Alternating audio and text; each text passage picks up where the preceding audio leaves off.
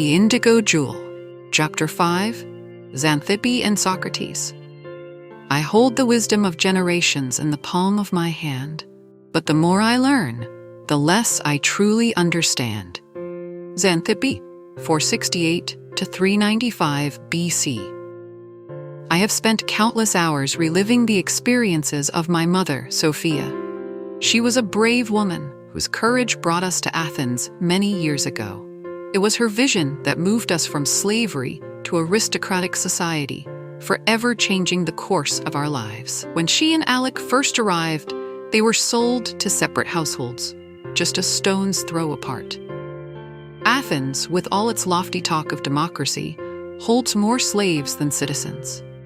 They are hypocrites. Their first months in the city were difficult, but the jewel was mindful of Sophia and guided her steps each day through the voices and counsel of our grandmothers. Within a year, she was running the household.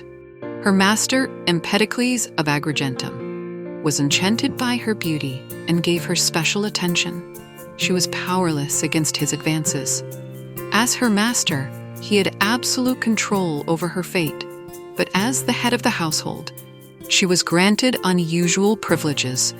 She used them to be near Alec whenever she could. In the spring, she bore a daughter whom Empedocles named Xanthippe, believing the child to be his own. It was an arrangement that ensured our survival. Though Alec struggled with the deception, my mother convinced him it was necessary, and so he remained silent. Empedocles was fascinated by Sophia's knowledge and intellect.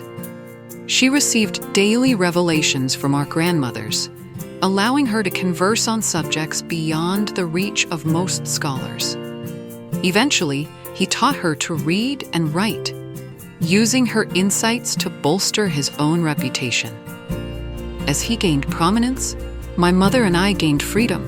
On my 21st birthday, he granted me citizenship, celebrated with an extravagant ceremony. I have relived that ceremony many times while holding the jewel.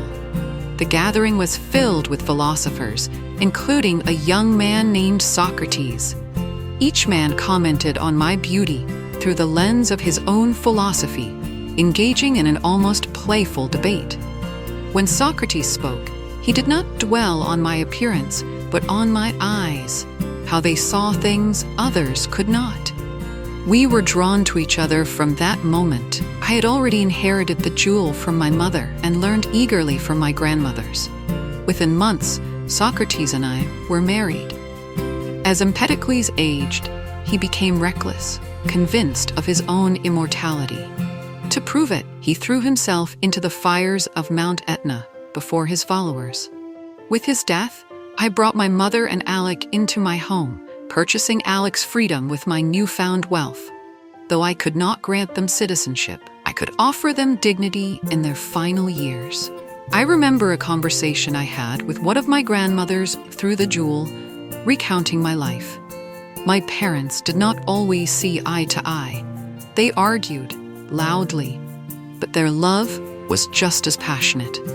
My brother was born first, then me a year later. Though we were slaves, I grew up surrounded by luxury, with servants, fine food, and the best culture Athens had to offer. When I turned 10, my mother entrusted me with her secret and began preparing me for my role. At first, I did not believe her. It seemed impossible, but then, one day, she placed the jewel in my hand. For 8 years, we shared it, unraveling our family's history and contemplating the future, always aware that the jewel remembers everything we say or think. Socrates, despite his love for me, was a proud man, determined to understand my knowledge.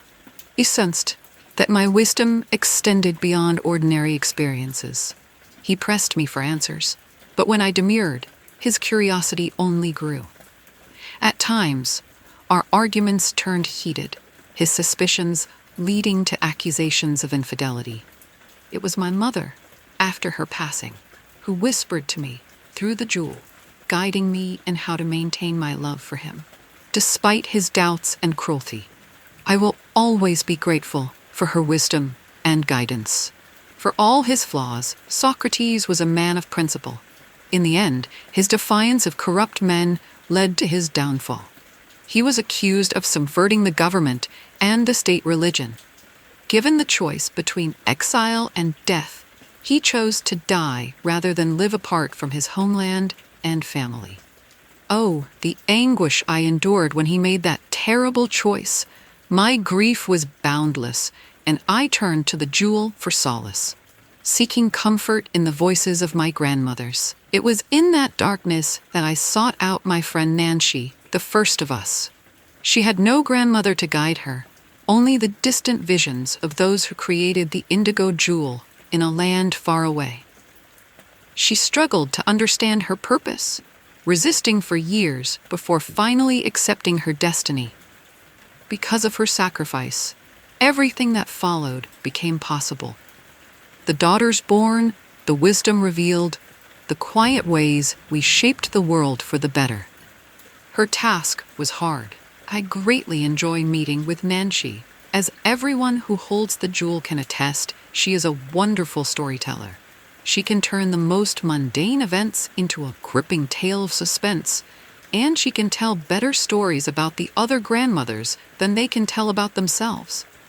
And the jewel she held thousands of years ago rests in the palm of my hand.